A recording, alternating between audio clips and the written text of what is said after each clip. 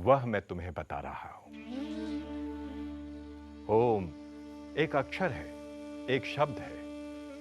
यह ध्वनि या नाद भी है। ओम में 3 ध्वनियां हैं जिन्हें मात्रा कहा जाता है। वे हैं अ, उ और म। जब अ और उ मिल जाते हैं तो ओ बनता है, और जब इस ओ से म जुड़ जाता है तब ओम बनता है।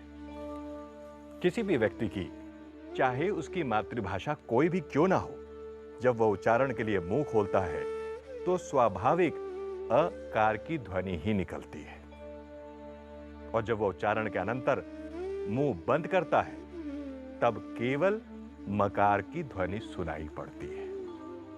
और जब वह होठों को पास लाकर मुंह को आधा खुला और आधा बंद रखता है तब उकार की नैसर्गिक ध्वनि सुनाई पड़ती है। यानी जब मुंह खोलते हैं तो अ, मुंह बंद करते हैं तो म, और दोनों के बीच ऊ की ध्वनि सुनाई देती है। इसलिए सारी भाषाओं की सारी ध्वनियां, चाहे वे स्वर हों या व्यंजन, वे सब ओंकार के अंतर्गत ही आती हैं। इसलिए ओम विशिष्ट वैश्विक ध्वनि है।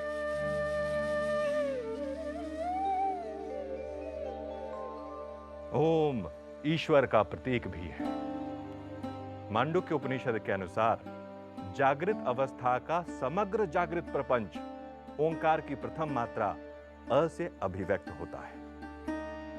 समस्त स्वप्नावस्था का प्रपंच उ मात्रा से अभिव्यक्त होता है, और सुषुप्ति अवस्था का प्रपंच म से अभिव्यक्त होता है। संपूर्ण प्रपंच ही ईश्वर है, और जागृत, स्वप्न और सुषुप्ति ही समस्त प्रपंच है, और इन तीनों का प्रतीक अ, उ, म है। इसलिए ओम ही ईश्वर का अति अद्भुत प्रतीक है। ओंकार ईश्वर के निर्गुण स्वरूप का प्रतीक भी है। मांडुक्य उपनिषद का घोष है कि जैसे तीनों अवस्थाएं ब्रह्म या आत्मा से ही उत्पन्न होती हैं और उसी में विलीन हो जाती हैं, वैसे ही 3 मात्राओं से बना ओम भी शांति या निशब्दता से उत्पन्न होता है और उसी में विलीन हो जाता है। इसलिए 2 ओंकार के उच्चारणों के अंतराल के बीच की निशब्दता, जिसे अमात्रा कहते हैं, निर्गुण ब्रह्म का ही प्रतीक है।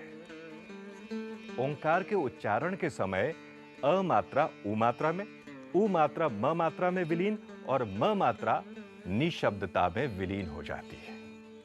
उसी प्रकार उपासना के समय इसी ओम के उच्चारण को आधार ले साधक स्थूल जागृत प्रपंच को सूक्ष्म या मानसिक प्रपंच में और सूक्ष्म प्रपंच को कारण प्रपंच में विलीन करता है।